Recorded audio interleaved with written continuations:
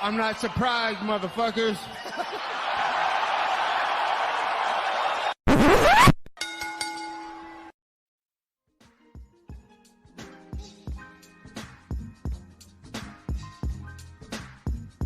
What is up, ladies and gentlemen? Welcome back to the Courtside Soundoff podcast. Once again, I'm Josh Evanoff. As always, welcome by the one and only man of the hour, too sweet to be sour, future Jiu-Jitsu world champion, Angel Ortega. Ladies and gentlemen, it is UFC 293 fight week. Israel Adesanya versus Sean Strickland going down from down under, actually. UFC 293 on pay-per-view. However, before we get into that, we will tell you about two quick sponsors of the show, Rogue Energy and ELYXR. Code SOUND for both of those. 10% off. Rogue Energy. Keep me fueled up. Keep me going through my day. Angel, I didn't even tell you. I woke up early this morning, man. I worked out. I went to the store. All before we started filming. You know how I did that? With Rogue Energy. And Code SOUNDOFF at checkout. Wait, what time did you wake up then? I woke up at 6:05. I needed that extra 5 minutes. I beat you, bitch. I woke up at 5. Oh, shit. All right. Well, Angel, did you also have Rogue Energy this morning? Not today. I did yesterday, funnily enough. Fake fan. Anyways, well, tomorrow he'll have Rogue Energy. He will have Rogue. He has Rogue Energy every day, but this morning. Josh, I have Rogue Energy circling through my veins every single day. I knew it. I knew it. You're all loaded up on Rogue Energy, coursing through his veins. When he wakes up in the morning, Angel doesn't even drink it, guys. He puts it straight. No, I'm joking. I IV it. I pull it. I'm an Islam. I pull an Islam Makhachev, dude. I IV it. For real, dude. But you know what, though, Angel? You know why I needed that Rogue Energy to keep me going? Because last night, I spent all last night playing Starfield using some Delta 8s from ELYXR, getting high and enjoying my time playing the new game. And you guys should enjoy your time as well with code SOUNDOFF at ELYXR.com. Again, Delta 8, 9, 10 HHC products get you really high, let you have a really fun time. How is Starfield, by the way? Starfield's pretty fun, man. I'm only like 2 hours in, but it's definitely.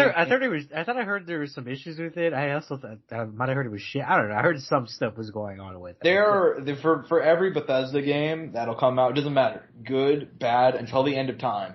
There's gonna be like 20% of fans that bitch and moan, just because. Beautiful. Yeah, I mean it's a really fun game, but there's just a lot of fans out there that are just very, very. They hold a grudge towards Bethesda for whatever reason. But in my experience so far, it's pretty fun. Is this one of the funner games you played in recent time?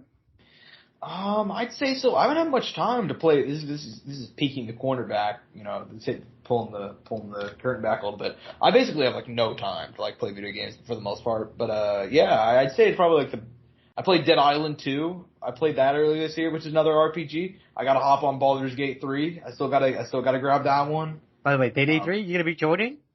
Oh, dude, come on. You know I'm gonna play Payday 3.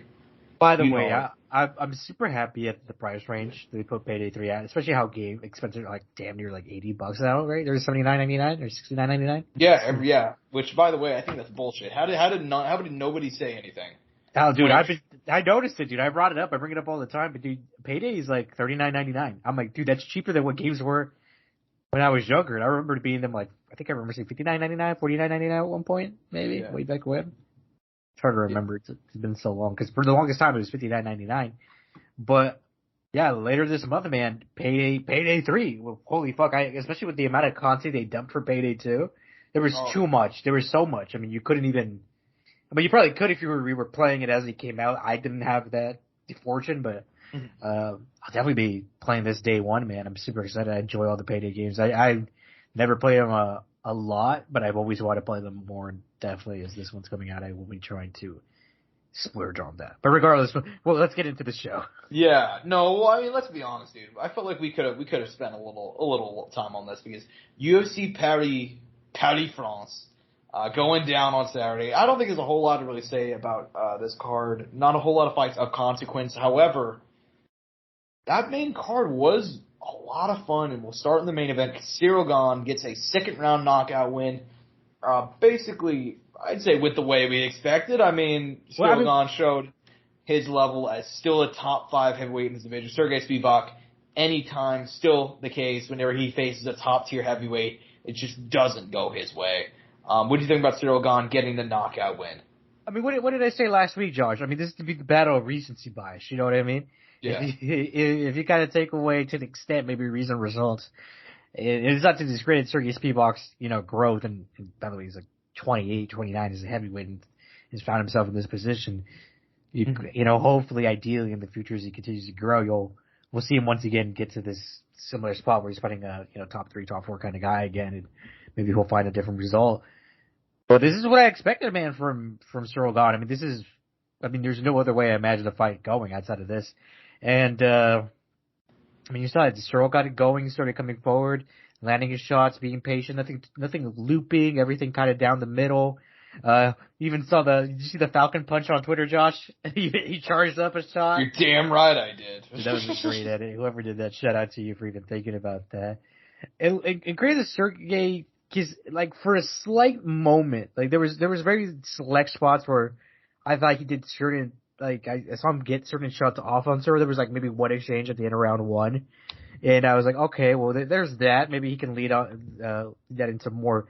But like I said, dude, if he's not the one coming forward and he's going backwards, the fight's going to be very bad. And granted, like I always say, fighting backward is significantly harder than fighting going forwards. Not many people do it well. Like I said, the results speak for themselves. Ciryl Gane got a ball rolling, and we got the finish we expected. In France, kind of back where we're at. Didn't really get to see Strickland really get a good. Didn't attempt. What do you attempt? Maybe like 2 or 3 takedowns, Josh. It really wasn't a lot, and they weren't even very good at that, if I remember. No, right. He wasn't out there spamming, which is kind of what I expected him, honestly, to do. But he had one attempt, Josh. Yeah, wow. Surprising. Yeah, it was a kind of, I don't want to say a standard performance, but it was definitely another. I feel like whenever he's in Paris, he kind of knows that he has to put on a show. You know what I mean? You have to, right? If you're fighting for your country, He also really needed to after his loss to John, I'd say. I thought he really needed a big one. And hey, look, this fit the bill, dude. I mean, Sergey Spivak is not the biggest name, but he is still a top 10 heavyweight. He does have power, does have certain things that could have made this a tricky fight if he wasn't on his A game, which he was, obviously. Look, man, I'm just kind of, for Ciryl Gane, it's just, he's in a really weird spot. And I don't think there's a whole lot to say about Sergey Spivak. He'll have to, try and claw his way back to this position. He'll be fine, though. Yeah, I mean, he's proven that he's good enough to beat the bottom tier guys, like of the top 15. But for Ciryl Gane, dude, like, what could even possibly be next? I mean, I think he's pretty firmly, I don't want to say locked out of the title picture, but he kind of is. I mean, for now, I mean, it's heavyweight, man. I mean, they could get him to fight, Tom Aspinall or Jailton Almeida here soon, and that could get him right back in the picture in no time. You know what I mean? Mm-hmm. Or maybe even Curtis Blades. I mean, Blades could beat Jailton here in Brazil soon. There's time. I mean, I'm not worried. Opportunity will come through, and especially if John does decide to retire after the Stipe fight, or not very long from now, he can see himself in that position again in not a very long time. And he's at the top 2 of heavyweight, which, yeah, I mean, we'll constantly joke about. It doesn't take much to get to the title here. You know. Mm-hmm. Yeah. Well, and obviously, given what's going to happen in November, where John and or Stipe they could both retire. You know what I mean? Could you imagine dual retirement in MSG? I wouldn't even be surprised. Man. I'm surprised they even got him to book those 2 guys against each other after waiting for a year and a half of talking about it. Yeah, man. Yeah, you're right more than that. But yeah, I mean, for Ciryl Gane, man, I don't have a lot to say. Impressive performance, exactly what he needed at the right time, and excited to see what he does next. Granted, I don't necessarily think he's anywhere close to a title shot. He's going to keep his place up in the rankings, and shit, dude. I mean, I guess he's going to become the guy that always fights in France, I guess. You know what I mean? They could probably book him again, his next fight probably in France again, against potentially the winner of Tai Tuivasa versus Alexander Volkov. I mean, shit, he already fought Volkov. He already fought Tai, so. But that's the problem, though. That's kind of what I'm saying, is he's kind of locked out, because he's fought everybody already. That's the thing. I think he's gonna fight a new gen. That's why I brought up Almeida and Aspinall. Yeah, I don't think shit, they may do ass brawl. They may just say, like, yo, fuck you, Ciryl. Like, good luck with another dude who can grapple, bro. Like, But hey, man, that's part of the game. I mean, he is getting trial by fire, too, you know? He's not going to avoid it. He can't avoid he's it. not. Yeah, man. I think we should go ahead and move on, because admittedly I kind of want to talk more about, like, the co-main event and also a certain guy on the main card, than anything else on this card. The co-main event saw Manon Fiorot defeat Rose Namajunas 30-27, 29-28, 29-28. Rose Namajunas broke dislocated her pinky finger. And do you see the picture of it, Angel? Fucking horrifying, dude. Just really bad. That's Thug Rose's second loss in a row. Trevor Whitman wasn't in the corner. There was a lot of controversy about that. A lot of people blaming Pat Barry, which he said was not the case. Was not Pat's fault. What do you think about all this? I thought it was a very bad weekend for Rose Namajunas, to put it lightly. Yeah, I mean, definitely you could see there was a strength disadvantage. You could tell that Rose, when she got hit, there was a lot of reacting, a lot of kind of getting pushed back. Whereas where she threw, she wasn't getting kind of the same effect. She did throw some decent shots there at the end of the third, which kind of gave me kind of a little bit of hope, and I was like, damn, only if this came a little sooner for her. Mm-hmm. Credit to Manon, though, sticking to her plan, did what she had to do. I mean, it was kind of it was a little underwhelming as a whole. I mean, I don't know, do you feel the same way? I thought that for Manon Fiorot, I kind of expected this. It was good on Manon's part, right? But even then, I didn't expect her to I did not expect her to open up and try and go for a finish, even though Rose was fighting hurt, and it wasn't as dominant as I would have wanted, but at the same time, I wasn't very surprised. At the top level, she's shown that she's not a finisher, even though Rose was hurt, you know? Mm-hmm. I mean, it sounds like you're a little bit disappointed with Manon Fiorot's kind of performance. No, I thought with how it was looking, it was going to be even more, you know, she was going to be able to get, I thought if she was going to find success, it was going to be even more impressive when it was. I mean, she did what she had to do. You know, there's no discrediting that. I was just kind of like, okay, I mean, it was just all right. It was good. You got the job done. You know what I mean? Mm-hmm. And like I said, and on top of that, Rose ended up not having the best showcasing either, giving I believe the best that she could have. So I think it was kind of a combination of all of that kind of left me a little underwhelmed. I wanted more out of this fight for both of them. You know what I mean? Mm-hmm. Rose still could have lost, and I still could have came out of it like, holy shit, Rose has potential at this weight class, and vice versa for Manon or whatever. However, would have worked out is kind of what I'm getting at. I just expected more out of both of these gals, and it kind of, I don't know, it's kind of disappointed in the fight. Regardless, though, for Manon, I mean, she's still trucking along, man, right there in the title picture. Conversations with her and Erin Blanchfield. Are they going to fight Valentina Grosso rematch? if Valentina wins, you know, I don't know. I don't know what they're going to do. But they asked Dana, and it seemed like Dana didn't even have like an exact answer yet either. So, what do you think they're going to do, Josh? Yeah, I mean, I don't know if this is necessarily the right thing to do. But this fight was not very satisfying, like you said. This is going to sound a little bit crazy to you, Angel. I think they should do they got to give Erin Blanchfield the title shot. I've been very, very clear on that, especially after this fight. Like, I don't see how you could give it to Manon. I don't think anybody was very, very impressed, and Rose is fighting hurt. Honestly, dude, I think you just say fuck it. You book Erin Blanchfield versus the winner of Shevchenko versus Grasso too. And then you also just book a rematch between Manon Fiorot and Rose Namajunas. Rose has already called for it. There was the injury. It does kind of make sense. And also looking at the rest of that division, you know, Talia Santos just fought. I think that'd be a fun fight with Manon Fiorot, but just fought. I don't think she'll be back. I mean, I just think it makes somewhat logical sense. What do you think? I mean, obviously, given the state of 125, I mean, how would you book this kind of current situation? I mean, it all depends what happens with Grasso and Shevchenko. I think that's a big thing, because if Grasso wins, I feel like Shevchenko has to fight one of those two gals.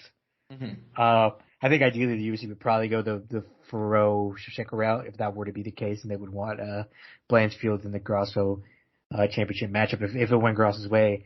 I think if Valentina wins, Funny enough, I could see a delay in that matchup and then making Grasso versus Blanchfield instead, rather than giving a straight shot to Blanchfield. For some reason, they could just you know how the UFC is, man. I could see him delaying it. If not, and granted, another scenario is they could give Blanchfield a straight shot. Ferro fights Grasso, which is by the way, Ferro Grasso is like the least interesting matchup out of all of these. Just so you know. Yeah. I was gonna say, you didn't even bring it up. What do you think about a potential trilogy between Grasso and Shevchenko? Do you think they might book that? Obviously, it depends on how the fight goes, but I can see him doing it. I mean, they could. And they just book Ferro versus Blanchfield. They could, but I don't think they will. Because I think they see the value in Blanchfield. Yeah, fair enough. I mean, I hope they don't. Let me be clear. Like, I really hope that they don't. I don't think they'll go the trilogy route, especially if Shevchenko wins. I think, though, if anything, they'll keep Grasso close, though. They'll keep her in the mix, though, even if she does lose. That's what I'm saying. I think if she is to lose, no matter what, she'll fight Blanchfield or Ferro within that time period there to try to get her back to the title shot. Word. Okay. Yeah, I mean, look, regardless of what happens, there's going to be a lot. They can't really go wrong, I think, in this situation. There's many fun things they can do. It's just don't fuck it up, I guess. I don't think they will. Funny enough, I think they'll somehow make it work. Whatever that means. But like I said, and we talked about this back when Charlie Blanchfield went down. I think it's all it's hyper dependent still what's going to happen here in a week with Shevchenko Grasso, because that's going to be a big change of pace. Mm-hmm. Dude, like I said, if Grasso is to win, I could see them doing the fucking Blanchfield, Shevchenko matchup, main event. Mm-hmm. Something crazy like that. Holding out. I can see that as well. Yeah. Yeah, fair enough, man. I mean, look, I think we spent enough time on this particular fight, but look, there's so many good things that they can do at women's 125 right now. It's just making the right fights, and if they'll actually follow through. But Angel, dude, we got to shout him out. The God of War, Angel. The God of War, Benoit St. Denis, dude. I mean, I talked about him. I shouted him out all the way back, before his debut in October 2021. I said this kid he's the real deal. He's very entertaining. All wins coming by the way of finish. Lost that night to Elizeu dos Santos. It was a war. Up a weight class though, 155er who's fighting at 170. Yeah, exactly. Up a weight class. And Dos Santos is a pretty good guy himself. He's not garbage by any metric. Since then, dude, Benoit St. Denis, 4 wins in a row, all via finish. He gets fight against Thiago Moises on Saturday, fight of the night, gets the second round win. How impressed were you? This guy, I don't think he's going to be a champion, but I think he's clearly shown that he is in that. He's going to be a problem, but also he has potential to be like one of the most entertaining guys in the promotion, I feel like. You might take my answer wrong here. You might take it it might sound a little out of context. I was not impressed at all, but not because it wasn't good, but because this is what I thought was going to happen. I knew that fight had potential to be like fight of the night or at least a banger. Ended up being a banger. In my pick'ems that I do for Verdict every week to week, not sponsored. I picked I picked him to win, and I had put money on him, and I was like, okay, I don't know why, but I have a feeling this is going to go this direction, and I'm very confident in it for some reason, and I don't know why. I had felt like that whole week. Even though I did think there was some danger in the matchup, Thiago Moises could pose some trouble. Obviously, very talented jiu-jitsu player, but at the same time, Denise has shown some, formability there and some potential there. I was like, I'm gonna, I'm feeling this way, and ended up paying off for me. Mm-hmm. Yeah, fair enough, man. I mean, that is kind of what I also expected to happen, was Benoit St. Denis to pull off the win. I was not shocked at all. But yeah, I mean, I've been impressed with his current win streak, I guess is what I'd say. His win over Ismail Bonfim in July was kind of the big one, I feel like, for a lot of people. Because Bonfim brothers are fucking, I mean, he's a great prospect in his own right.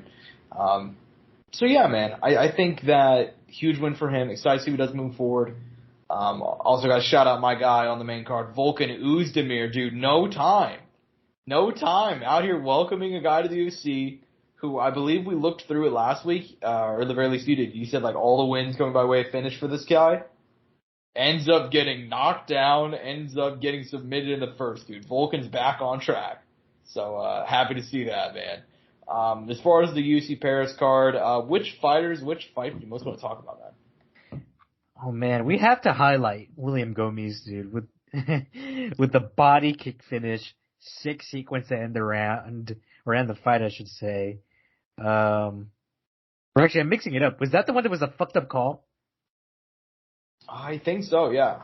I'm talking about Morgan Shirey against Manolo Zucchini. We do got to talk about the fuck up on the William Gomez jet. But it wasn't a fuck up. It was actually the fighter's fault, right? If I remember it. I technically, but it was just a weird situation in general. That was a weird situation in general. I wouldn't want to talk about it, but I remember I was kind of distracted when it was all going down, but I realized I heard about it after the fact and kind of how it all went down. Still odd, regardless. So I think it's Morgan Shirey. I heard it pronounced in the broadcast. Sick body kick finish. Went to the body twice, man. Painful as fuck. At first, I'm not gonna lie though, Josh. Like, I saw the record. I was like 18-9. I don't know.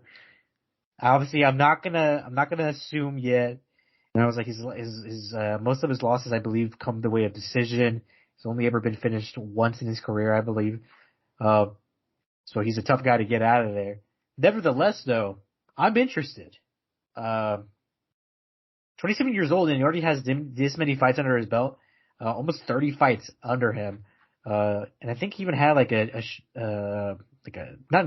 had one-off, like exhibitions, like custom kind of rule fights throughout his career too. So, I don't know. I don't know if he's a future contender or anything like that. But definitely interested to see where he could take his career from here on out. Mm-hmm. Yeah, fair enough, man. Fair enough. I mean, that was a huge win. Excited to see what he can go ahead and do. I believe the pronunciation was pretty fine as well. I know you mentioned that, so it sounded good. I took like 3 years of French, didn't really pay attention at all whatsoever in it, but that sounds good to me. Good enough, right? Good enough, yeah. Yeah, man. I mean, this is a fun card, dude. It was a fun card. Zara Farron, gotta think that's it for her in the UFC. RIP, right? Women's 145. Angel, I'm not sure if you noticed, they did take it off the UFC's rankings. Officially. It's officially gone. Yeah, now they never had anybody ranked there to begin with. But they did take away, they took away the text that said women's 145 or whatever, where there would have been rankings. Yeah, I mean, never die. Yeah, women's 145 never die. But in our hearts, it will never die. Angel Lusa and Reese McKee putting on a fun fight. Reese McKee back. Obviously, this is his first fight back since re-signing to the UFC. Unfortunate loss, but it is what it is. Jocelyn Edwards coming up short. Interesting fight against Nora Kunal on the undercard. And then Ferrari Barshrad, I also got to shout him out, submitting Clayton Rodriguez in the first round. Ferrari Barshrad turned into an interesting guy, man. Interesting guy. Only 26 years old, still undefeated, lots of room for growth, and getting his, I believe, second or third win of the year. So, him and his brother fighting a lot of success.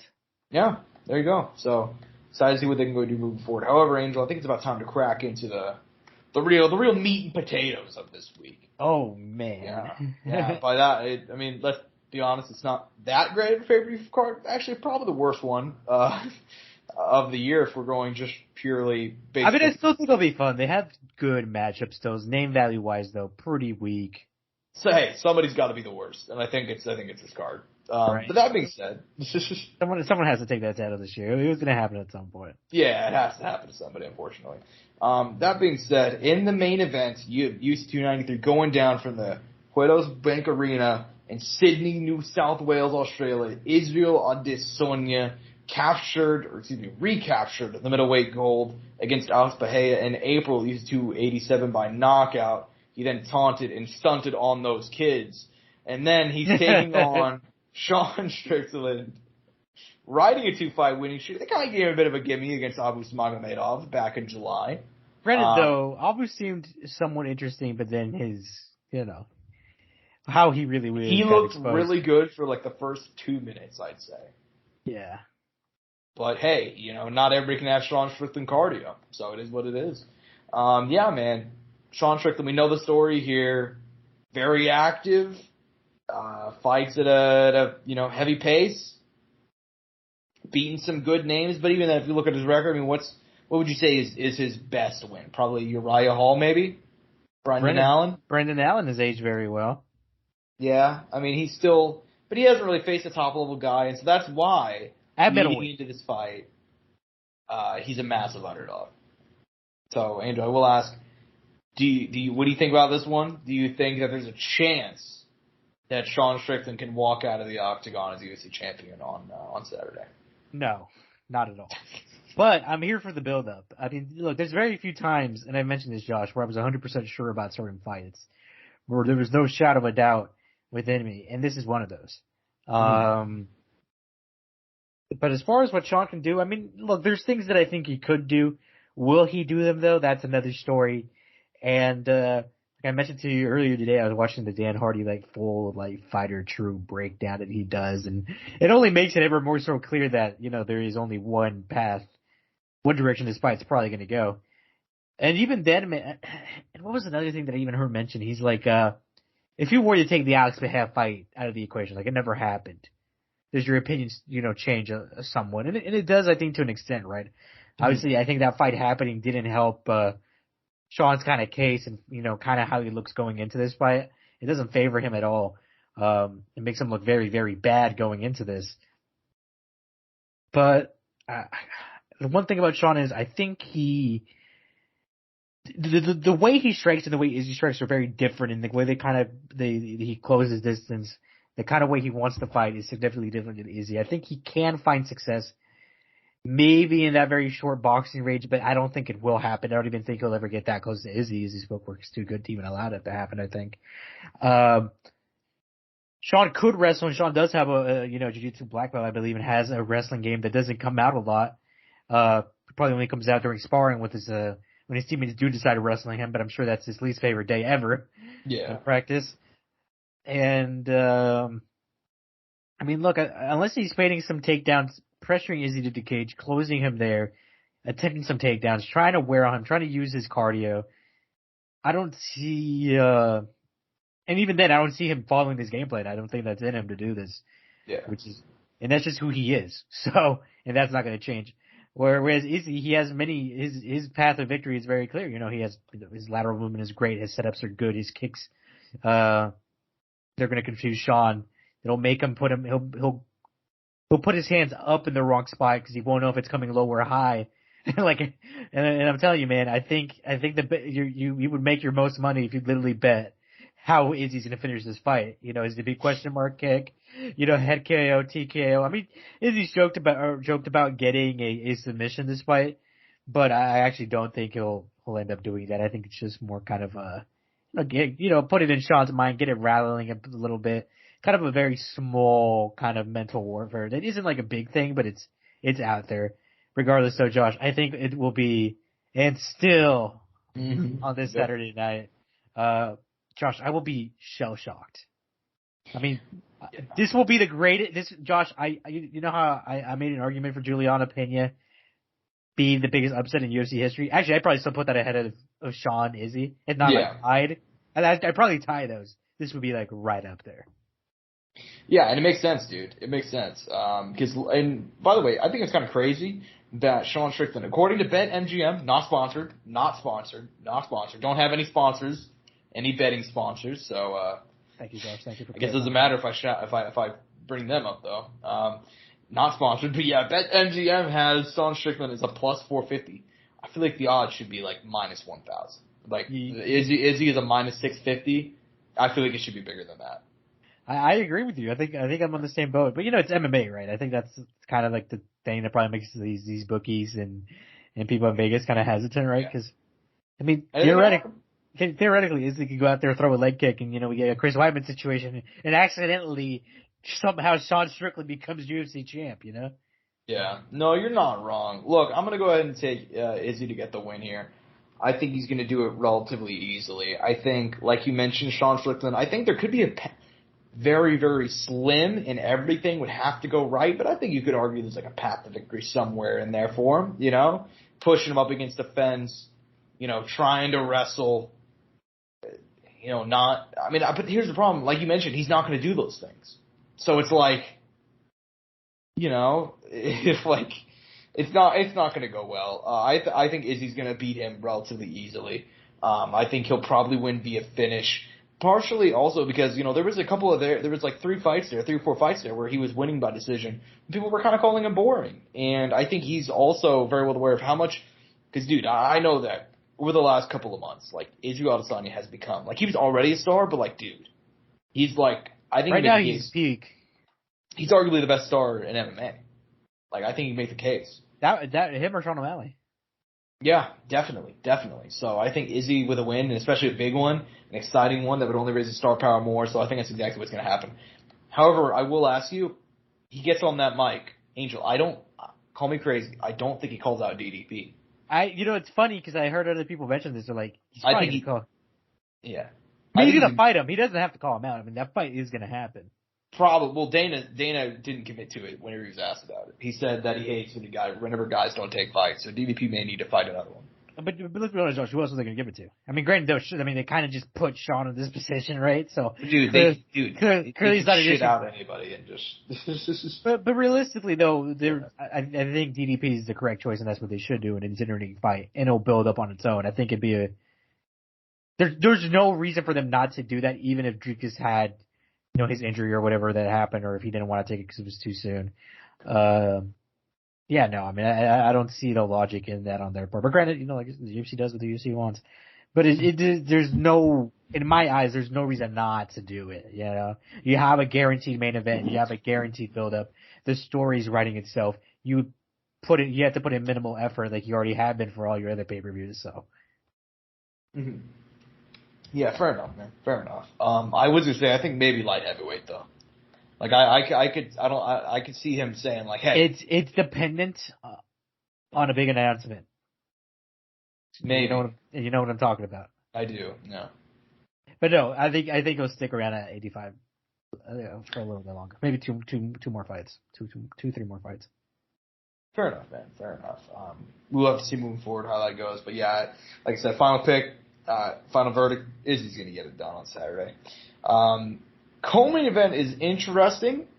It's not the normal. I don't think it's a top tier heavyweight pay-per-view co-main event, but it is a solid fight. Alexander Volkov riding a 2-fight winning streak, knocked out Alexander Romanov, knocked out Yarzina Rozenstruik in the first. Obviously, we know the deal here with whenever Alexander Volkov's fighting, we know the deal. All right, at least now, he's kind of beefed up. He's added some muscle. He hits harder now. He's been scoring a couple first round finishes, trying to get back to that title contention spot. Taking on Tai Tuivasa, who has lost 2 in a row. This is a bad matchup for Tai. I'm very surprised they gave him this fight in Australia. But hey, man, I mean, currently he's a 2-1 underdog. Do you think he can pull off the upset on Saturday? I mean, look, I think he could. I just don't think it will happen. And it's not like Tai is any stranger to fighting tall, big guys. I mean, he's a shorter heavyweight. He's been fighting heavyweight his whole career, I believe.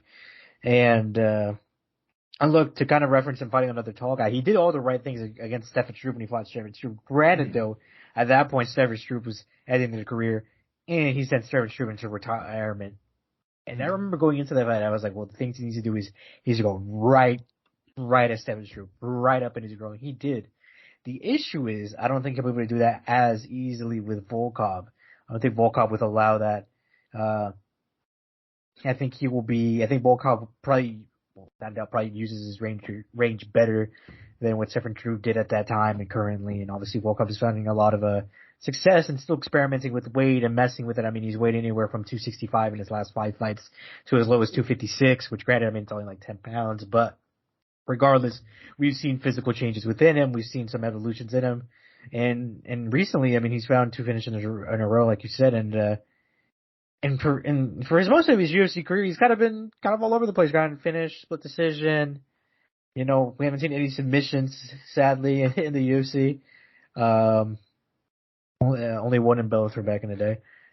But I mean, I expect Volkov to win this, man. And obviously for Tai, I mean, that'll be very devastating. That'll be 3 in a row, probably all be a finish. And credit to him, man, because he had a nice, good little run going there in 2020, leading up into 2022. And then he fought Ciryl Gane, and man, even then he gave Ciryl Gane a good look, man. You got to give credit where credit's due. But he's also fighting a guy who gave Ciryl Gane, I'd say, a relatively decent fight, took him to distance, and didn't get finished. And numbers wise, at least looked somewhat decent out there. Mm-hmm. Yeah, fair enough, man. Fair enough. You mentioned that, Tai Tuivasa, a smaller heavyweight, he's used to fighting, bigger guys, but this is just a step too far, probably, I think.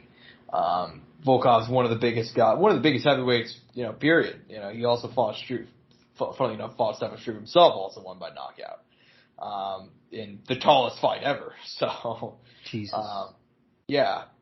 But anyways, man, yeah, I'm gonna take Alexander Volkov to get it done, man. I think Tai Tuivasa will have moments. I think he'll try and get up in his grill. I just don't think that's gonna work as well against a guy of this stature and just this good. And also, Volkov, man, you can say what you want. I definitely think he's improved a lot over the last couple of years. He's suffered losses, but that's not to say that he has not improved massively. I also think he hits much harder now, like you mentioned. He's proactive, man. He tries to get better, and it's weird because he's one of those guys who's not a lower end heavyweight. He's not necessarily at the top. I feel like to an extent he's a gatekeeper of the top 5, which isn't a bad spot to be in because if he can break through that, he's right there with the rest. Yeah, there are much worse places to be, He's not a middle of a pack guy. You can't say that. I don't think you can. No, he's not. But I will say that I'm excited to see him back. And I like that he's been getting more finishes, man, because it's easy to kind of forget. But whenever he first came into the UFC, he had a couple of, decisions, Like, he came in, he should have lost to Tim Johnson. He had that fight with Roy Nelson, which wasn't very impressive. He knocked out Struve and Verdun, but they were a million years old, He suffered a couple of losses. He went to the decision with Greg Hardy and Tybura and so on and so forth. So there's been moments where he's not really, risen to the occasion. I think he will on Saturday. I actually think he's going to get a finish in this one. So yeah, I'm very excited to see him back, and hopefully this will be a fun fight. I don't think Ty is going to go out easy regardless, especially in his home country. Next up on the main card, this one's disappointing just because we had Kai Kara France fall out of this one. Manel Cape running a 3-fight winning streak. Star boy, we know the story now. Ranked inside the top 10. Former Ryzen champion, taking on Felipe dos Santos. Coming here on short notice, like I mentioned, 7-0 out of Brazil. Only 22 years old, making his UFC debut. Manel Cape is obviously a huge favorite in this one. What do you think about this fight? I mean, look, he's fighting a young, hungry kid coming out of that Shudo Boxa gym in Brazil, where, all those guys have dyed their hair blonde, as you've seen, and we've kind of seen the success that's been coming out of that gym. He's 22 years young. He's a wild, fun striker. He was supposed to fight on the Contender Series late last month. Didn't end up happening. One of his opponents got directly signed to UFC because I think they needed a short notice opponent. And then his opponent, he still showed up, made weight for his fight, but his opponent had a botched weight cut. So I think it was last week, maybe 2 weeks ago. He had to turn back around. He flew from Brazil to Vegas to make weight, made weight, didn't get to fight. He got called up for this fight, which is 3 weeks later or 2.5 weeks later, however it was, and is flying to Australia, already there, and has to make weight again this Friday. It's in a tough spot, but he's young, so I think he'll be able to do it. He has 7 fights, and he's never fought anybody of any sort of relevance or kind of a guy who's even known or been in any kind of major promotion. Mm-hmm. He's in the tough spot, man. He's being pressured. He has the greatest opportunity right here. Being on a pay-per-view, being in Australia, potentially taking out this ranked guy who's ranked number 7 in a flyweight division. I just don't think he's going to get it done. I think he's going to lose to Manel Cape, who's experienced, is a veteran. But granted, we've also seen Manel Cape fall short by his own demise. I don't think that'll be the issue. He's these last 3 fights kind of gotten together, realized, hey man, I need to put myself out there. I need to get these wins. And he's been trying to fight for the longest time, Josh, because he was supposed to fight Alex Perez at the start of the year. Perez had medical issues. Fight didn't happen. He's supposed to fight Davison. Davison was not medically cleared to fight. He was supposed to fight Kai this month. He had an opponent change, and they gave him an opponent finally. He got Felipe dos Santos. So he has to rise to the occasion here, get this finish, and be like, yeah, guys, I'm fucking tired of waiting. I need to fight. I want that title. So I expect Manel Cape here to come out and have a stellar performance against a young kid. But granted, this kid has nothing to lose. That's a scary man. A man without fear is something to be worried about when it comes, especially in a pro fight. I agree. And look, this poor fucking guy, like you mentioned, has had so many canceled fights. I think he's gonna go out there and make a statement. Like you mentioned, this kid's fighting. He's not afraid. He has nothing to fear. I think it's just gonna lead to a faster knockout, man. Just to fuck you up, Josh, Manel Cape is fighting someone our age. I know that kind of fucks me up. Yeah, but not that much. Manel Cape is fighting someone we literally could have gone to high school with. Yeah, that's crazy. I think he's going to knock out him. You're going to knock out of a guy we could have gone to high school with, that's for sure. I think he's probably going to finish him, man. I think Manel Cape, he's so fucking good. And it took him a while. Yeah, it took him a while, but now he's here, And I don't think he's going to let this opportunity slip, So yeah, dude, I'm excited to see him back. On the main card, next up, we got a bit of a weird rematch between Justin Taffa and Austin Lane. Justin Taffa, we know the story. Aussie. Interesting guy, came to UFC with, I don't want to say hype, but they thought he could be an exciting guy, and he's turned into be exactly that. 2 wins in a row, Harry Hunsucker, Parker Porter, and then he faced Austin Lane earlier this year, got eye poked 19 seconds in. Austin Lane, former Dana White Contender Series guy, previously lost to Greg Hardy. What do you think of this fight, man? I think this one, somebody's going to sleep in this one, Oh, yeah, definitely. Except I think that person's Justin Taffa who's going to sleep, and I think Austin Lane's about to knock out Justin Taffa because he got fucking eye poked. Really? Yeah. You're taking Austin Lane for, I guess I don't know the odds in this one. Justin Taffa is the favorite. You're taking Austin Lane for the upset. I ain't taking Austin Lane for the upset. I think he'll surprise a lot of people, man. He's made a lot of improvements in his career. He's hyper athletic, obviously bigger.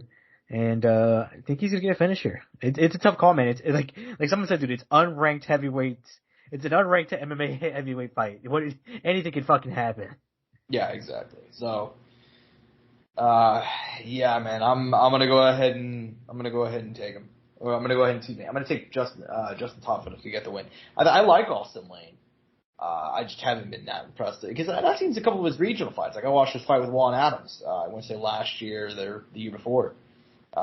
Where he beat him for the Fury FC title, heavyweight title. So I've seen his recent fights. I haven't been that impressed. I think Justin Taffa is a harder hitter. I think he is the more clean guy in the feet. So I think he's probably going to get a win. Opening up the main card, Tyson Pedro, who had that really, really long layoff, missed 4 years of his career. And then coming back with a couple of big knockout wins, lost to Mateusz Bukauskas in February, and he will now return to take on Anton Turkalaj. 8-2, came into the Contender Series because where else did they sign him? And he has lost 2 in a row. Jailton Almeida, he got murked, although that doesn't really matter much. And Victor Petrino. What do you think of this one, man? I like Tyson Pedro a lot. Anton Turkalaj has only lost to really good dudes in the UFC. What do you think of this fight, man? Man, this is a weird one, man, because last time out, Tyson Pedro just didn't seem like Tyson Pedro, and I don't know what to contribute that to. Good to Modestus Bukauskas because obviously he's a tough out. He drew out the fight. But I felt like, I don't know if there was some condition issues, some weight cut issues, but when I saw Tyson Pedro in there, it didn't seem like Tyson Pedro. Whatever you want to take out of that, or however you want to construct that in your head. It's just personally how I felt. He's taking on a tough guy, who I know record-wise and kind of recent fight-wise, maybe it doesn't look good because he fought Victor Petrino, who very recently started fighting MMA. He's just heavily relying on his athleticism right now, but has potential and could be molded into something special, I think. And then obviously Jailton Almeida, which was at a catchweight, and we've seen what he's gone on to do now at heavyweight and kind of success he has. Anton, I wouldn't say initially good wrestler, but grindy wrestler. He's willing to attempt a lot of takedown. He's willing to work for it. Has some flying knees in there. Turns out that Swedish gym that has Chimaev and all those guys in there. I can't think of all of them off the top of my head. So definitely not short on a tough training partners. A long amateur career. He had something like 13, 14 AME fights. I'm kind of 50-50, man. I mean, if Tyson Pedro shows up and kind of shows us the kind of ability he has, I could see him winning this, but I wouldn't be surprised if Anton Turkalaj comes in here and does something as well. If you go either way, Josh, I wouldn't be surprised. Anybody, if you try to convince me Anton's the right pick or Tyson Pedro, I wouldn't agree with you. I've been on the edge of this one. I'm going to lean Tyson Pedro, but I wouldn't be surprised if Anton Turkalaj wins this one. Yeah, that's about how I feel about it, man. I'm very kind of conflicted on this. I'm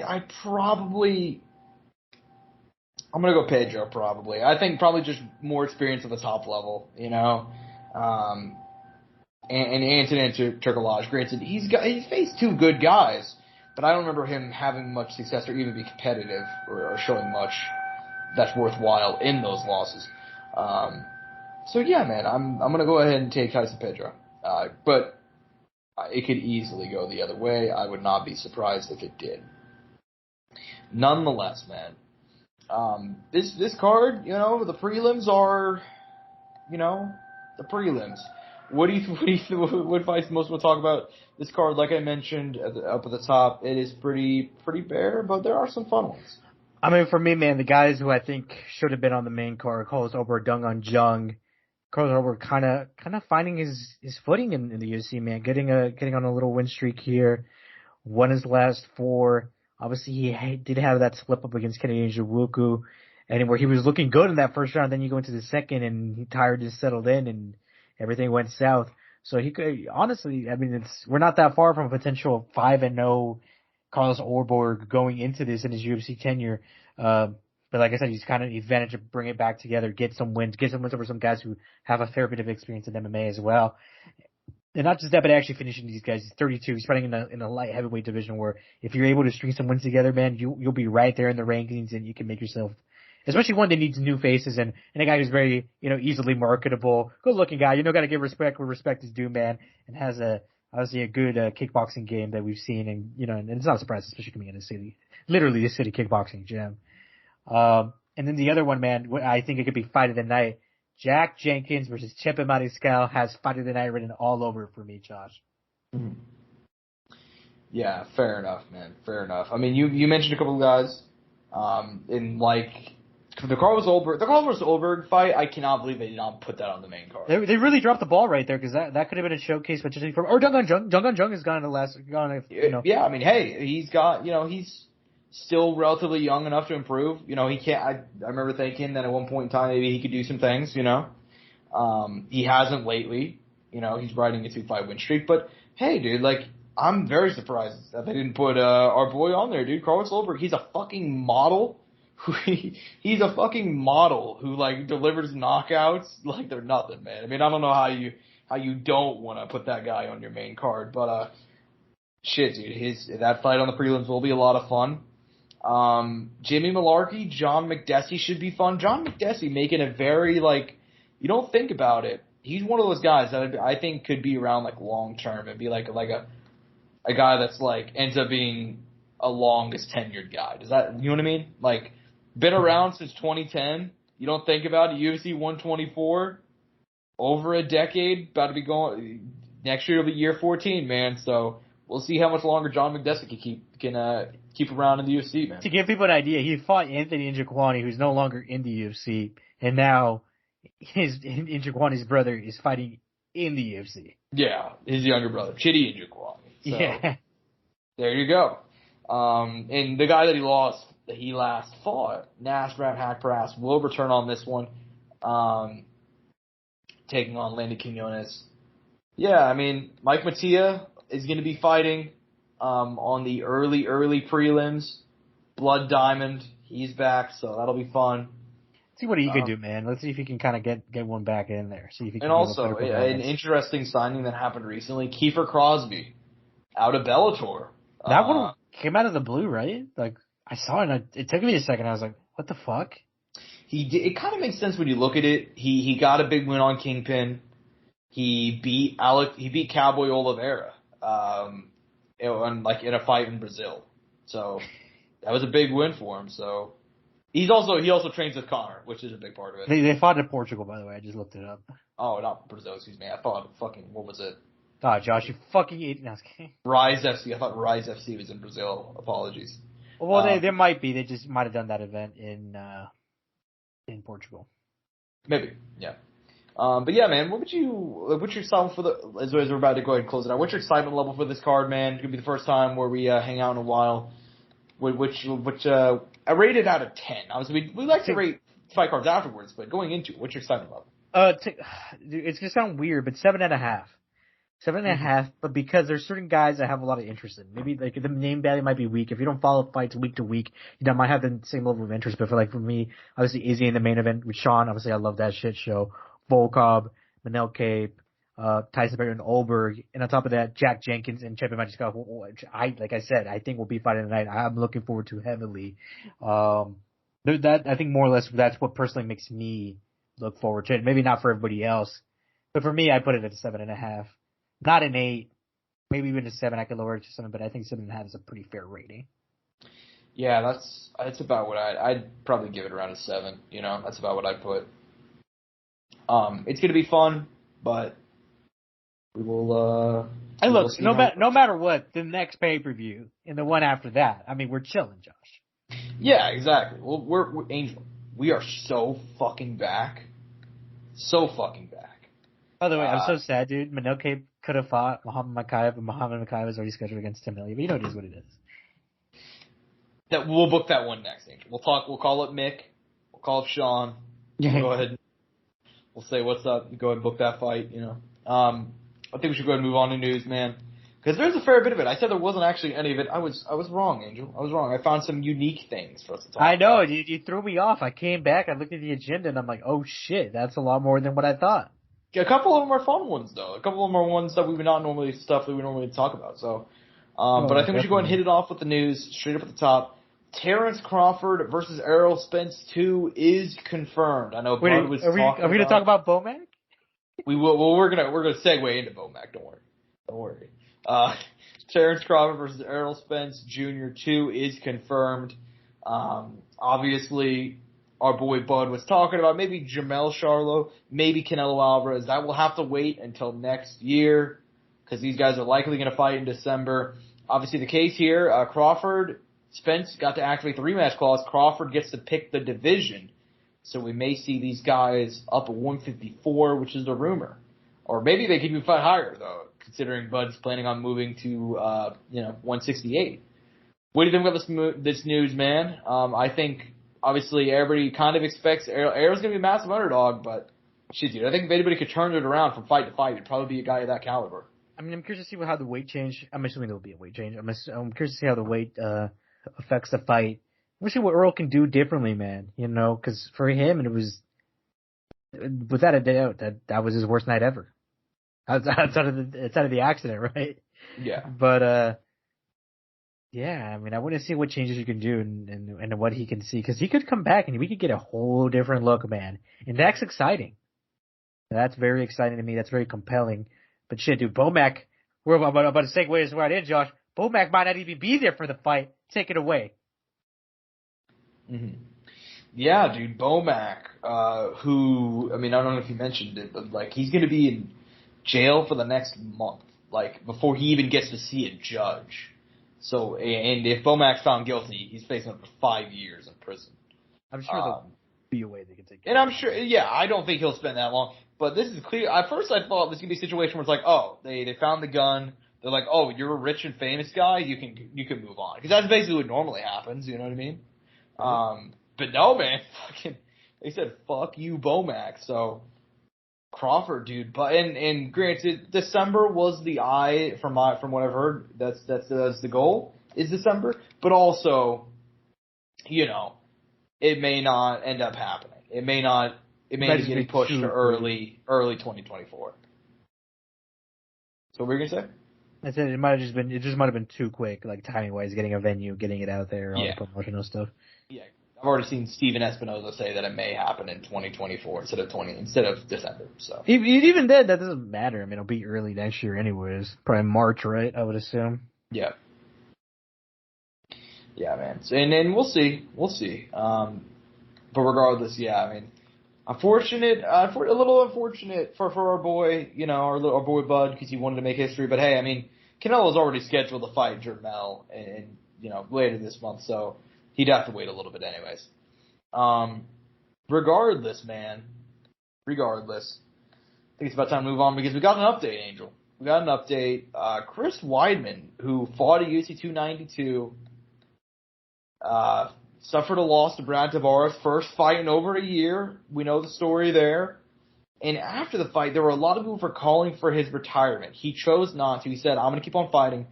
I guess he got some scans back, and he broke his fucking leg. He got a fracture in his left leg. The other from leg. That fight. It did not make much news, which is a little bit surprising, but damn, dude. I mean, is that not a sign?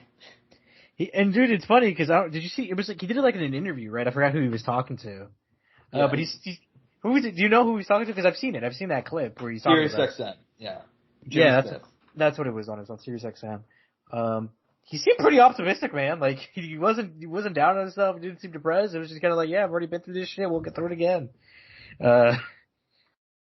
I don't know. I mean, like you said, you would think this would be a sign, but at the end of the day, I mean, he's gonna do what he's going to do, man. He's a grown man, so. But hey man, you've done it all. You become champ. He's such a nice guy. He's good on the weigh-in, the pre-weigh-in show kind of thing they do, or the weigh-in show before the fight. I don't know.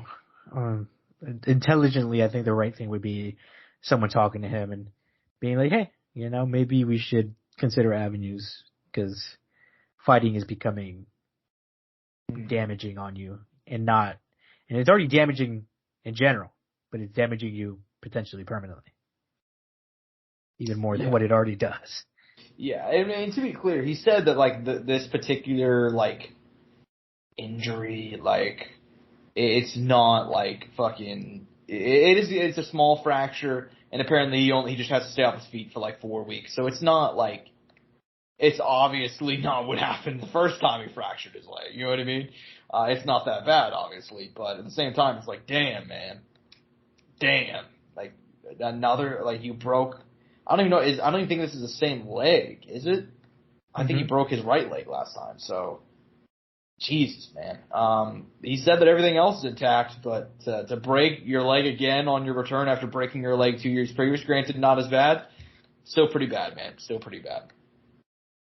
But I think we should probably move on, because admittedly there's not a whole lot to say here. I guess it's really just waiting to see if he takes another fight or doesn't. I think Dana will probably give him one. I think he probably will. That's evil, isn't it, dude? Like, actually, like, who's he gonna fight, though? Like, who intelligently should he fight next?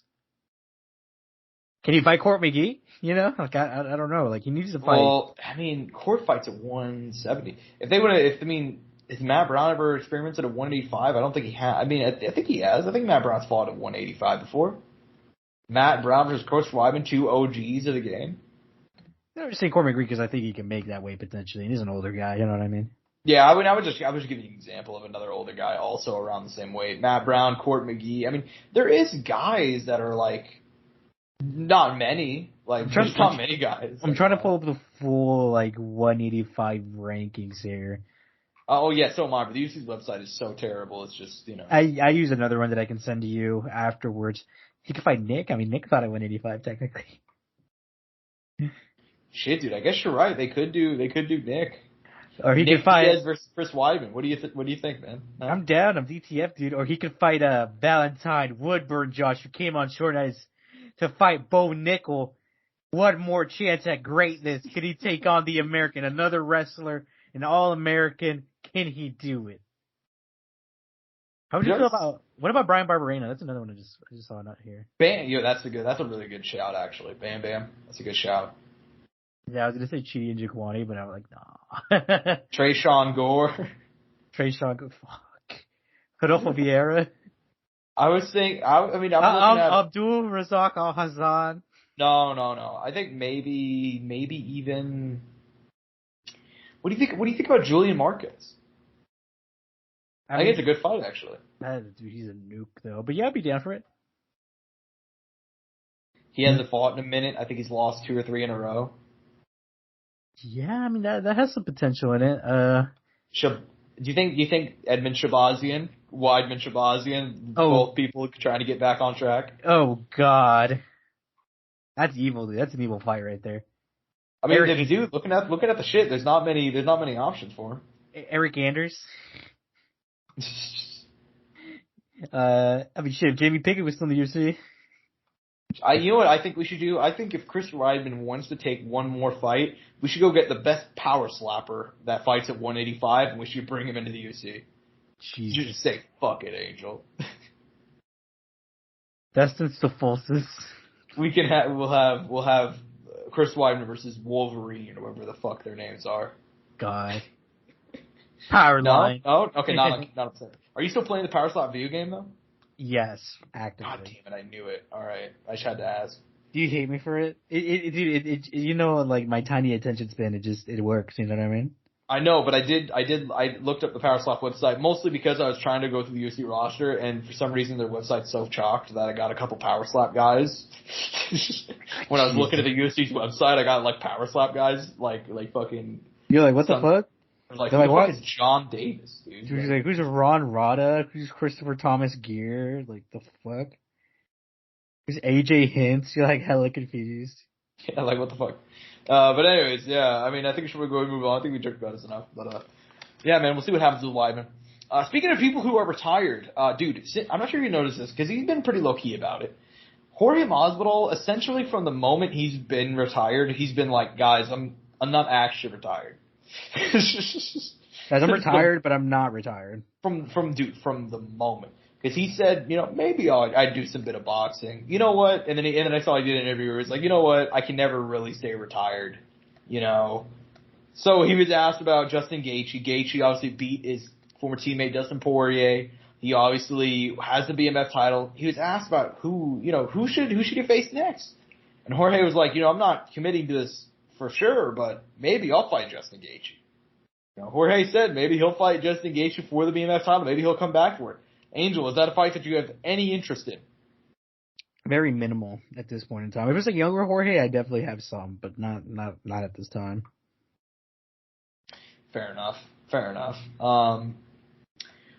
I will say that I think if Jorge could come back and get a win, I'd actually love to see this fight at 170. I think it'd be a fucking banger if he can go and get a win. Yeah. Like fight somebody else, and then Gaethje comes up, because there's a storyline there, obviously, because you know he beat his boy, he beat Poirier, and Poirier and Masvidal trained together for a while, and I know that you know a Poirier versus you know Gaethje trilogy would be interesting. Gaethje said he's not exactly looking forward to that, so who knows. But anyways, man. I mean, I'll put it like this, Josh. There was a point in time where this fight could have been good. I just don't think it would be as good as it could have been. Yeah. Grant, I think disappointingly, we never got like a Wonder Boy rematch with Jorge, which I think could have been a good fight. I think there were still good fights on the table that didn't happen for Jorge, which is kind of a letdown. Fuck, even Conor did. Like, that was another fight they could have easily done. Would have self-promoted, would have been a banger. And the fight itself, there's no way it couldn't have not been good. Those guys wouldn't have allowed themselves for them not to have a good fight. Mm-hmm. Yeah, fair enough. You're not wrong, man. I guess I should say one last thing, because he has talked about it so much. Any interest in any Jorge Masvidal fight, him coming back? I mean, yeah. I mean, Jorge still has his aura, man. I definitely would watch it. I just, after watching him against Colby, I definitely didn't. I was kind of like, okay, well, yeah, I mean, this is probably done. You know what I mean? Mm-hmm. Because I kind of expected a little bit more out of him in that fight. I would have wanted some more moments out of him.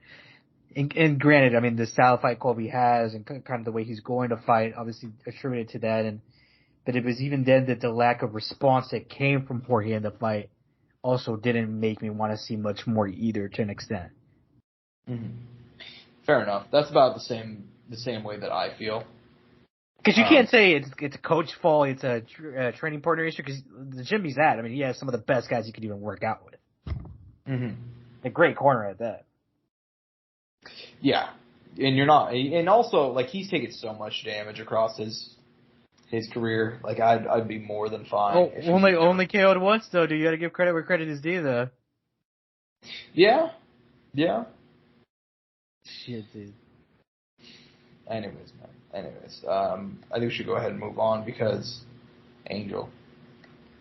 We're going, all these, just so many segues, dude. We're going from one, I mentioned, Chris Weidman should retire. Jorge Masvidal is retired. We're going from Jorge Masvidal, a guy who may have done a crime, to Mayhem Miller, a guy who loves to do crimes. God. Just incredible segues going down, dude. Because Mayhem Miller. What are you going to say, Angel? I saw this report, like a few days ago. Yeah, dude. Like, Mayhem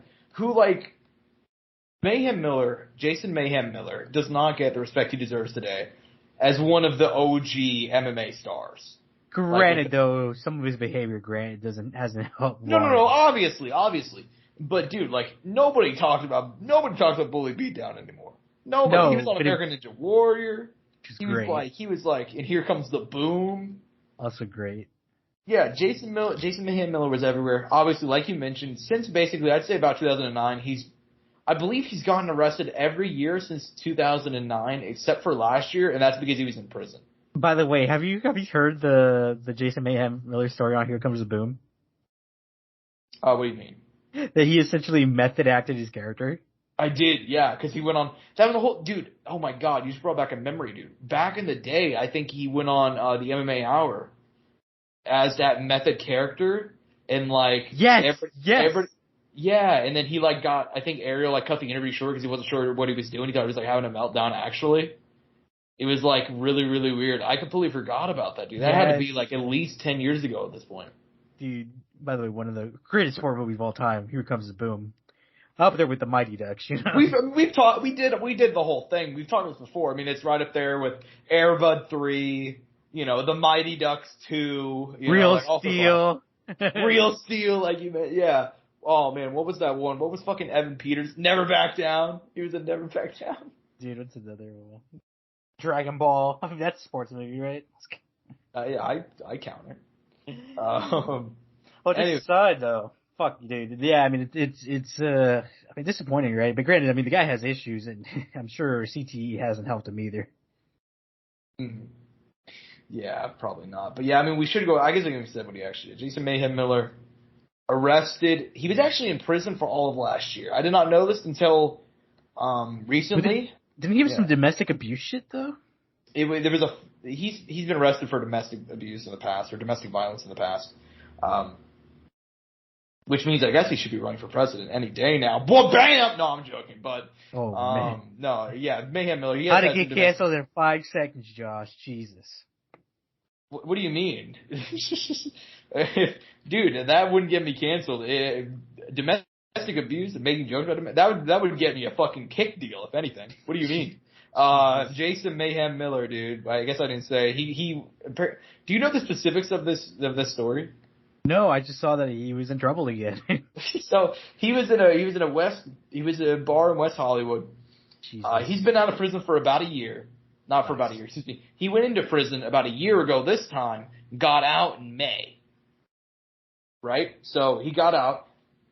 Apparently some fan noticed him at a bar in West Hollywood or a club or whatever. Fan went up to him to get a picture. Somehow this turned into Jason Mayhem Miller choking the fan out. I don't know how it happened. But one thing led to another, and he ended up choking out that guy. And apparently he got a minor for assault. Can you imagine, Josh, you meet Joe Lozon and Joe Lozon just proceeds to choke you out? Yeah, exactly. Just meeting your favorite fighter. I don't think I'd approach Mayhem Miller if I saw him, though. I think I would have prior to this incident, but now I'm not sure. He's probably one of the few guys you probably wouldn't want to approach post-fight career. Probably him, Hermes Frank, Phil Veroni. I think I would approach Hermes Frank. I think I could probably beat up Hermes Frank now. I think I probably could, Jesus. I mean, Josh, did you ever meet Hermes Franca when you went to any UFC events when you were younger? I mean, that would have been the time. Jesus Christ. We talk about getting canceled, Angel. Just making jokes about Hermes Franca. Maybe that may be it. Anyways, man, yeah, I mean, Jesus Christ. Okay, yeah. Mayhem Miller, but yeah, that's basically it. We have no more follow-up details. He has not released any public statement. I was really hopeful, man. I hope he doesn't for his sake. I was hopeful, dude, because I've been following him, dude. He showed up in there's this jiu-jitsu guy who has like a YouTube channel. I guess he like returned to jiu-jitsu. He was doing some stuff with that guy. Is he a black guy? Black man? No. Is that guy? Different guy? No, but I know who you're talking about. I love that guy. Oh, he's on the beach. Can you tap me out for $100? Right there. That guy does some good videos, dude. He's only a purple belt too. Yeah, that's my fucking dude. But regardless, yeah, I mean, yeah, sucks to see Mayhem Miller, dude, getting back in trouble. Hate to see it. But anyways, dude, Rampage. Speaking of like OG legends, dude. Dude, all the legends, bro. Rampage in the mix. Yeah, Rampage is back in the mix. Quentin Rampage Jackson, 45 years old, has not fought since a first-round knockout loss to Fedor Emelianenko. I have to say Fedor because some shithead in our comment section corrected my pronunciation of Fyodor. So, I got to make sure that. Are you being serious? Someone actually did that? Some dude came at me, and I'm like, dude, that's literally how he pronounces his own name. Like it's just. So Fedor Emelianenko, Rampage, the last loss to him back in 2019. Dude, he has signed for the grudge match of the century. Oh God! It has been 15 years since I guess it's 14 years. It's been 14 years since he's gone face to face with titties. Daryl Schoonover. They obviously, if you saw the Ultimate Fighter season 10, that was basically a key theme of the season. Was Daryl Schoonover arguing with Rampage Jackson? They nearly came to blows at one point because Rampage just kept on calling him titties. They're gonna do it. They're gonna fight in the UFL, the United Fight League, which is a new fight league, which has been they're not putting on huge events, but they've been slowly getting some bigger names attached. They have health insurance for their fighters. They give them stock options in the company, I guess, or whatever. They're gonna fight. Yeah. I'm sorry to cut you off. Isn't that the one where they've had former fighters' kids fight Rampage Son fights there, yeah. Rampage Son, what's the girl's name? Bellamere. Yeah. Bellamere. They got a few of those people that come through and do that, certain just legends of kids or legendary fighters who have kids who are fighting. Yeah. That's probably the way to put it. Yeah, so they're an interesting company.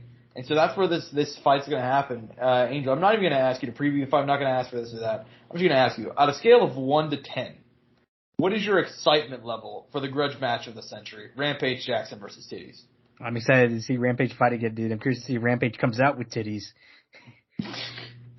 I don't know if you've seen his Instagram though, dude. He's jacked now. He's not a water somewhere? Dude, no, he's actually jacked. I'm for real. I don't know if you've seen it. I mean, if he is, that's good, but damn, this poor bastard doesn't know what's about to happen to him, right? Yeah, right. Yeah, I hope I hope Daryl Schoonover comes in shape. I don't know what he's been doing. He doesn't have any social media or anything. Rampage hasn't fought in 4 years, but he looks jacked now. We'll see. We'll see what happens. Anyways, man, I will watch that whenever it happens. This is an interesting story because it's such an interesting what if to me. Kurt Angle came out. He did I'd actually recommend people watch. He did a really long interview with Mark Raimondi of ESPN where he talked about his wrestling career, but not his professional wrestling. He talked about his amateur wrestling career. He talked about his amateur wrestling career and his potential career in MMA, and he talked about how, and we obviously knew one time it happened. He got offered a contract in 2010 for that aforementioned season of The Ultimate Fighter, season 10, with Kimbo Slice and Rampage and Rashad and all that. He turned that down. But apparently he also said that he was offered it in 2006, and that the only reason why it didn't happen is because Dana said that he had to quit wrestling, and he had just signed a deal with Impact at the time. And he also revealed that they'd offered him also a deal in 1996 for $150,000 for 15 fights. So, dude, I mean, what do you think about all this? Granted, obviously I have more to say about this than you, but I know that you know a little bit about Kurt Angle, his kind of amateur wrestling background. Obviously he won the Olympic gold medal in 1996 with a broken neck. So, I mean, he's an all-time what if. Right? Yeah, he's an all-time what if. What are you finding out that we were really close on not which one, but 3 occasions? Didn't we already? We kind of already knew this was almost a possibility at one point, didn't we? Like we've known that. We just didn't know there was even more though. We knew that in 2010 that Dana had approached him to do like the Ultimate Fighter, but either there was an issue with his medicals or he was just too old. But now we learned that about the other two previous offers. So it almost happened. I mean, dude, it would have been cool. I mean, another, these guys with these amazing, feats of, athletic ability outside of, MMA would have potentially come in and who knows what he could have fucking done, right? Mm-hmm. Who knows? I mean, granted, it would have been all different. Maybe he just wouldn't have been able to get punched in the face, right? No, people don't generally want to get punched in the face. Yeah. Who knows? I mean, it's just one of those things that we talk about and we're like, we think he could have done good. He had potential. Obviously, he's an incredible athlete. And obviously we, especially with how incredible wrestlers have been throughout the time of mixed martial arts and just people with these ground abilities and kind of the impressive things they've been able to do in their professional fighting career. Maybe he could have done something as well. Yeah, you're not wrong. I just kind of wanted to bring this up because I thought it was interesting. I know that some people may not know it, that the great and legendary Perk Angle nearly went ahead and fought in the UFC. And for me, I think he might be my all-time what if. I mean, Alexander Carolyn is a really good example. Brock Lesnar, yeah. If Brock Lesnar had gone straight to MMA, or not even straight, but maybe in 2004 instead of football, you know what I mean? It would be interesting. But Kurt Angle, is Fedor's. Huh? Fedor as well. In the UFC, yeah. I don't have any what ifs for that one because we know how it would have gone, but it would have been dominant. Especially at the time, yeah. I mean, if he came over in 2005, 2006, I don't think he would have lost for he would have been undefeated for a while. But anyways, yeah. I mean, Kurt Angle is literally one of the greatest wrestlers of all time, literally. And he did that with a broken neck. That's a meme, obviously. In wrestling, that's kind of a meme. But he straight up won the Olympic gold medal in wrestling. In heavyweight with a broken fucking neck. And the guy he was facing was doped up, Iranian guy. So now granted, I'm sure he was too, probably Kurt was too. I'm sure he's on Sazul, but those Iranian dudes are always on shit, so I don't know. But because there was another guy that recently that was a really good guy that got caught, who's an Iranian wrestler, so I don't know. But when don't they get caught though, Josh? That's what I'm saying. That's what I'm saying. Anyways, man, I thought that was interesting. This is going to be our last thing of the episode, dude. Obviously, we have UFC going down this Saturday night. However, this Friday night, Angel, we have Game Bread Fighting Championship 5 going down from the VyStar Veterans Memorial Arena in Jacksonville. This is obviously Game Bread's company, Jorge Masvidal, but this is bare knuckle MMA, which has always been more interesting to me than just straight up MMA. So I'm actually kind of excited for this one. In the main event, we got Fabricio Verdum and Junior Dos Santos, their rematch. They fought 15 years ago in the UFC. JDS won by knockout inside of 3 minutes. What do you think about this fight card, man? There's a couple of veterans on here, a couple of interesting names. What's your excitement level for Game Bread FC 5? I completely forgot about this. I'm so happy you included this. Like a 5. I'm indifferent. I'll check it out, but I'm not necessarily excited for it. Mm-hmm. After the main event, there's probably one other guy to have somewhat of interest in on that card. Mm-hmm. Yeah, shit. They had my boy Crazy Horse on here. I definitely would have watched it. Henry Burrell was supposed to be on this, but that never, apparently he never agreed upon actually doing the fight. Yeah. Yeah.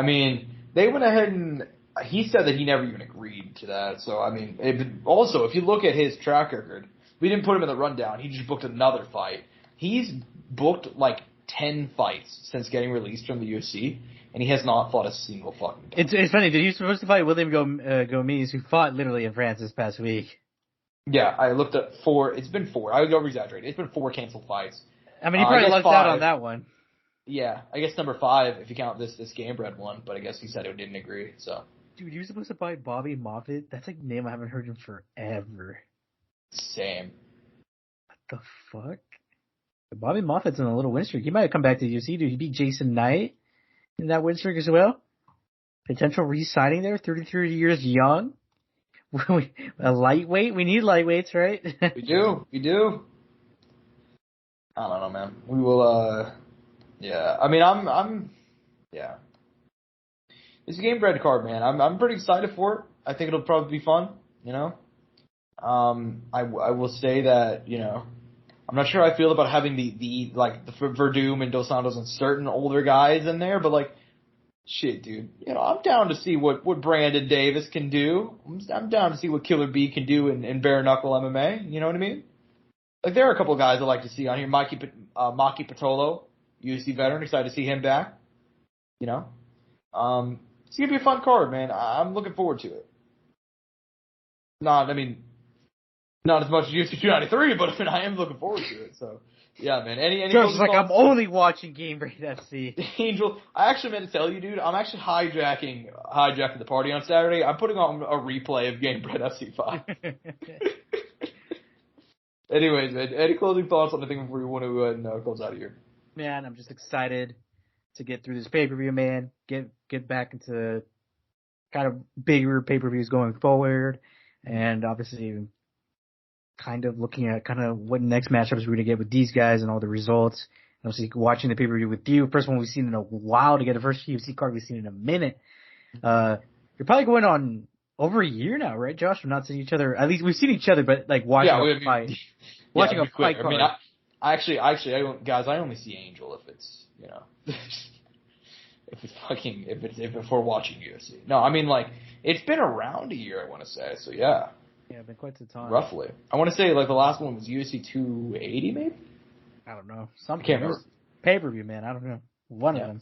I don't know, man. Anyways. Hope you guys enjoy the show. Obviously, we're looking forward to UFC 293. Hope you guys enjoy it, along with some ELYXR or Rogue Energy. Code Soundoff to checkout, 10% off. I'm at Josh Evanoff on Twitter. He's at Angel Ortega _01 at Courtside Sound for all things relating to the show. Hope you guys enjoyed. Peace and butt grease. Mouse click.